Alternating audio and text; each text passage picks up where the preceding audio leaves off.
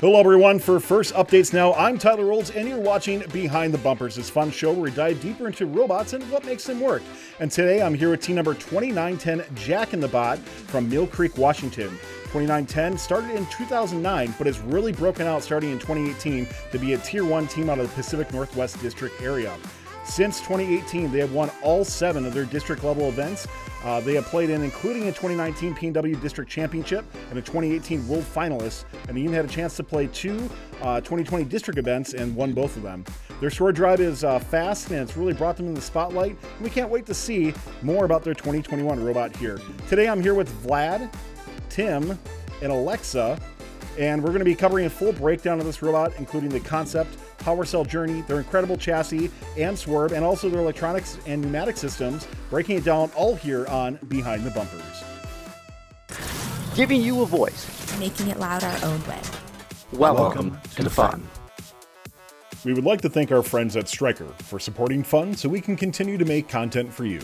Stryker is a leading medical device company and is looking for those in first to join their team as interns or for a great career. Come join a company that will actively support you being in first at careers.stryker.com. If you're on an FRC or FTC team and you're currently meeting safely in person and have a functional robot, we'd love to have you on our Behind the Bots or Behind the Bumpers segments. Go ahead and reach out to us on any of our social channels, on Discord, or send us an email at admin@firstupdatesnow.com, and let's get your team scheduled to be on First Updates Now.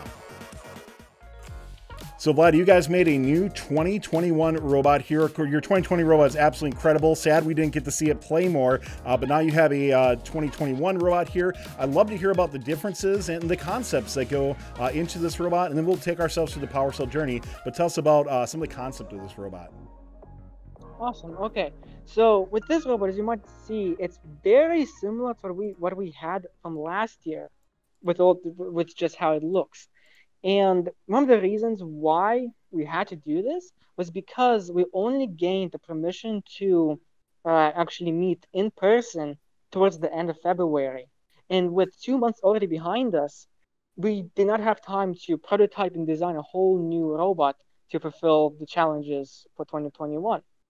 And as a result, we decided to use last year's robot as a base design, but then improve all the problems that we had from last year and improve the overall design.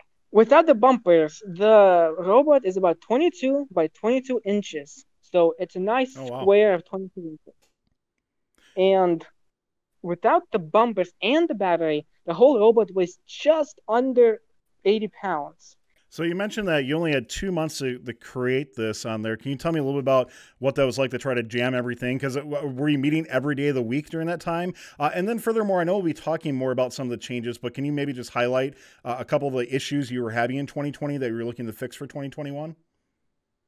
So for 2021, one of the biggest issues that we faced was that the balls were actually going underneath the whole robot when we were going really, really fast trying to collect balls. And so that's one of the major problems that we had to face and solve for 2021.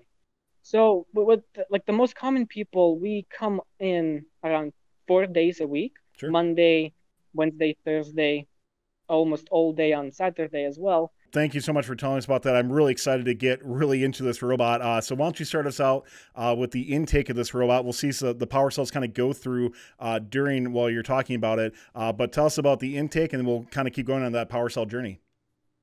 Awesome. Okay. So as I have mentioned before, that the ball sometimes did go underneath the robot when we were going at high speeds. And to solve this issue this year, we implemented a bottom intake. So when the robot's enabled, this bottom intake automatically goes down and stays down for the whole match until the robot is disabled. And this just prevents the balls from going underneath the robot and getting stuck there. And with this bottom intake, we have these rubber isolators, which bend a good amount.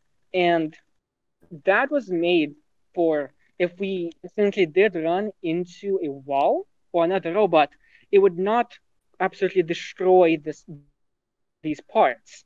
And the rubber would instead absorb the shock and help the robot survive. So the bottom intake is extended using two pneumatic cylinders, one right here, and then it's mirrored one right here. And like I said, it goes down whenever the robot is enabled.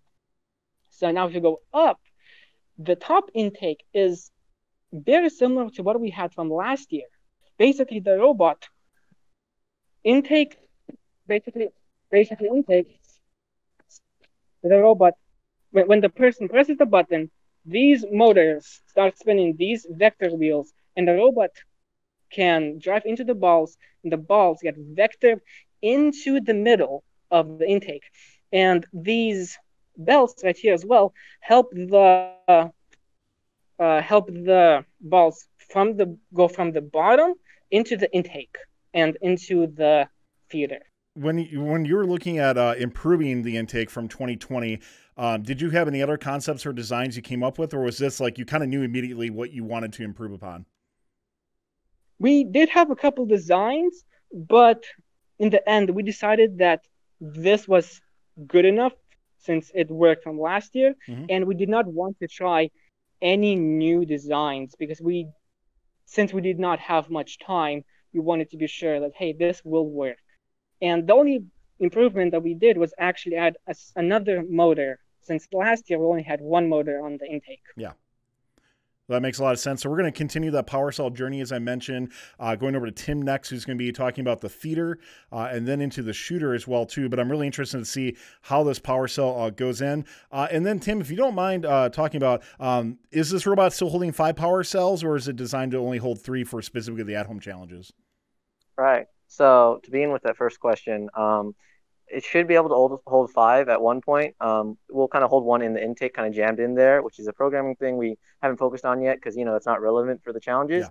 But as of right now, just with the standard packing with how the beam brakes do it, it can hold 4. So it's 1 more than the challenges need, obviously, but it was really easy for us to fit in that with the geometry and the size we chose. So as to the feeder, so what it uses HTD 5mm belts on the top and bottom, these timing belts that go all the way across through this arc and through the whole path.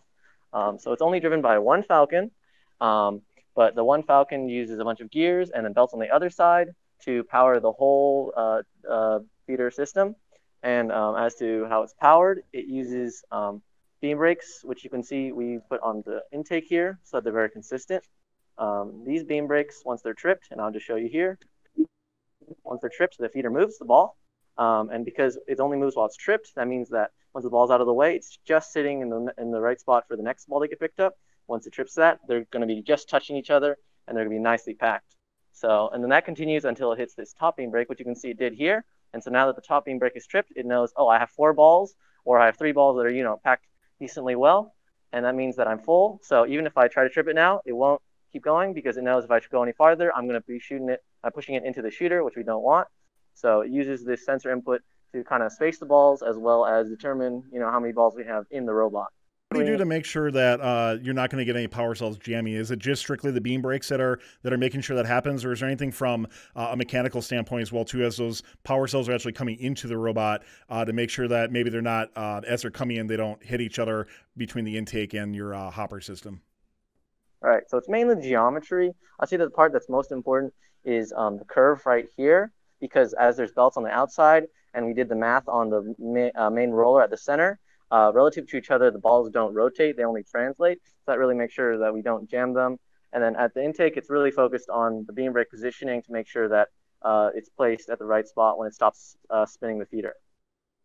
Well, Tim, continue us through, and let's talk about the shooter on your robot. You guys have had some of the most accurate robots out there, especially with the speed where you're able to just get in position, lock in, and shoot right away. So I'm excited to hear more about how the shooter works on your robot. All right. Yeah, thank you. Starting with the main shooter wheels, we have 3 4-inch Fairlane wheels, I believe 60 durometer, driven by 2 Falcons. Here, you can see they're on a 1.5 to 1 overdrive here. So there's the top speed on the main flywheels, 9,000 RPM here. And then we have 2 SDS brass flywheels that add, greater moment of inertia. And then on the the other side, you can see here, we have the top three 2.5-inch wheels that we just added that, decrease the backspin a little bit, but increase our exit velocity. So you can see this is driven by one Falcon, that it's driven independently. So you can see, well, this will spin in the opposite way. So we have this Falcon that's driving this as an independent system because it's on bearings. And so that allows us to technically fine tune how much backspin we had and kind of the ratio between the exit velocity and the backspin. And then we have a hood, which, as you can see, is driven by another Falcon. So we chose to have a belt here so that if for some reason we lost the zero on our hood and it wanted to ram into the hard stop at the bottom or the hard stop at the top, the belt would be what would strip. So that's so we wouldn't have to reprint this big 3D printed part or damage anything else. And then as to the controls for the hood, we use a US Digital MA3 absolute encoder here. And you can see it has a gear reduction on it. And this is what ensures that we don't go over the encoder more than once, right? So we always know where the hood is. So as you can see, there's a 60-degree travel here from the bottom to the top. And this hood was inspired a bit by 254's 2020 design. We thought it was really slick, and we thought to add the absolute encoder, make it really easier for us to know and control where the hood is. So a couple of follow-up questions on that. First up, you mentioned the work. It sounds like there's a couple changes from your 2020 bot to this. Obviously, other than the whole packaging, it's probably a little bit smaller with the robot being smaller. But are there any things that are very specifically that were changed from the 2020 robot? Yeah, so we thought that adding the overdrive on the Falcons was a really good change to give us some more power so we can shoot from a farther distance, because for our 2020 robot, one of the biggest limiting factors for how far we could shoot away from the goal was just the flywheel's RPM. And then we did add the standoffs here on the back instead of a 3D printed part because we noticed that other teams are doing that quite successfully. For the hood itself, how many different set positions do you have on this robot for shooting?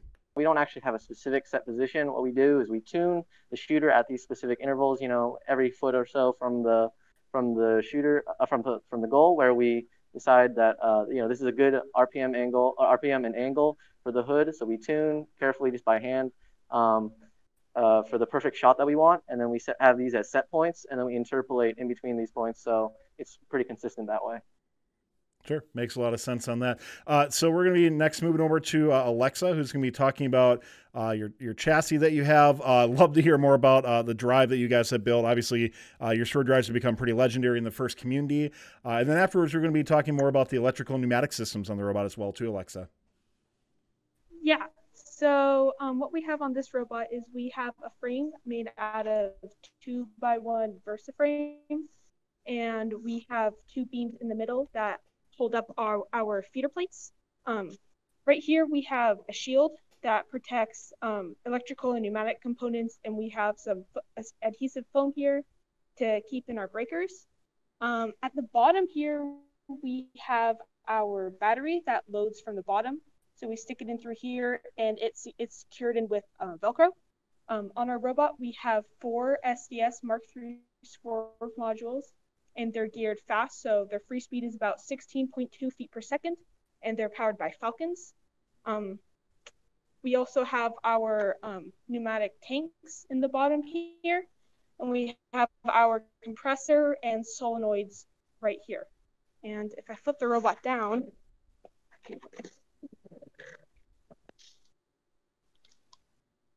so on the top side of our robot, we have our main breaker, our RSL, our PCM, and our VRM, and we also have our pneumatic gauges here.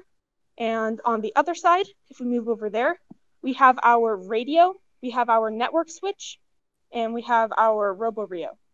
Something funny about our RoboRio is with these pneumatic cylinders right here, our DIO ports are covered, so we have our beam brakes plugged into the analog in the RoboRio. On the top, we have 2 limelights. This one here targets the power port, and this one here targets the power port, and the one over here targets balls.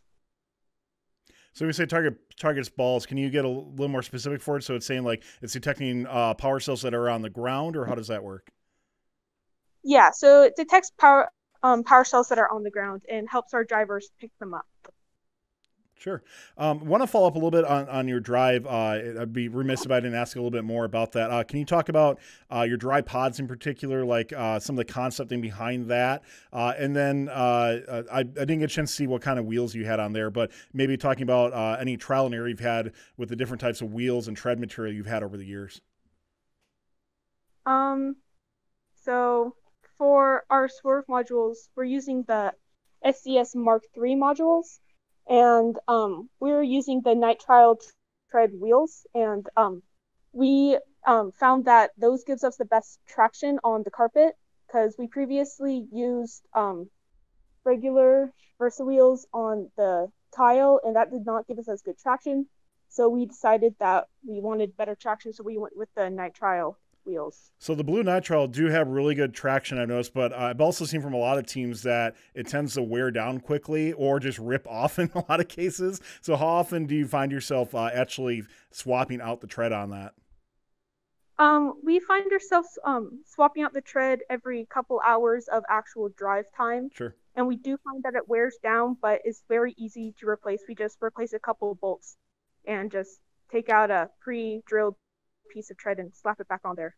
Well, 2910 Jack in the Bot, making another phenomenal machine, has really been one of the top tier teams in all of FIRST, and I'm always very excited to talk to your team, discover more about what's going on. Thanks for taking the time to speak with us and showing out this incredible machine. Good luck with all the at-home challenges, and can't wait to see what you keep coming out with for years to come. Thanks for taking the time. We would like to thank our friends at Stryker for supporting this video. Stryker is looking for current and future FIRST alumni to join their internship program, and FIRST mentors who are looking for a great career with a company who actually supports their FIRST journey. Go to careers.stryker.com to learn more. You can also directly support Fun by joining Fun Nation. Click the join button, and just for a few bucks a month, you'll unlock special perks and directly support us so we can keep making great content. Don't forget to like, subscribe, and ring the bell to stay up to date on our new videos.